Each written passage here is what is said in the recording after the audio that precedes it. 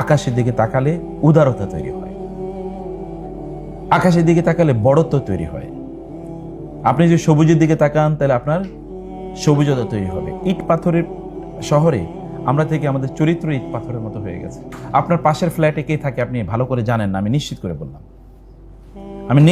বললাম, আপনি ভালো করে জানেন না এবং চেনেন না। এবং আপনার দুঃখের সুখের কোনো অংশই তারা, কোনো ক্ষেত্রে তারা অংশীদার না।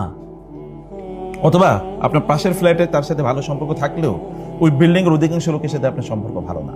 এমনকি একই লিফটে আমরা উঠানামা করি, কিন্তু কোনোদিন জিজ্ঞেস করি না ভাই আপনার বাড়ি কি, আমি জানি না আপনার জিজ্ঞেস করেন কিনা, আমার জিজ্ঞেস করা হয়ে ওঠে না। আমি মনে করি এখানে এমনি চুপ করে থাকাটাই হলো কি আমি কিছু একটা হয়ে গেছি, এরকম একটা ভাব।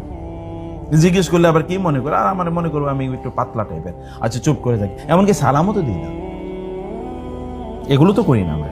নামও তো জিজ্ঞেস করি না। আপনার পাশের ফ্ল্যাটের শুধু চিনেন পাশের ফ্ল্যাটের ভাবি অথবা পাশের ফ্ল্যাটের ভাই, নাম কোনোদিন জানেন কিনা আমি নিশ্চিত যে আপনি জানেন না, কারণ আমি জানি না।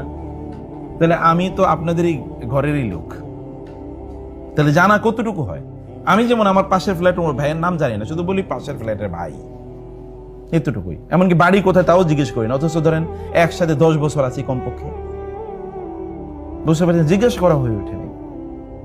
আচ্ছা গ্রাম অঞ্চলে গিয়ে দেখেন তো 2-3 গ্রাম পরের লোকদেরকে আমাদের মানুষরা চিনত বা চেনে, এখনো চেনে, তাই না? এখনো চেনে, কিন্তু আমি তো যাই না। অতএব শহুরে জীবনটা আমাদেরকে সত্যিকার অর্থে কাঠখোট্টা বানিয়েছে।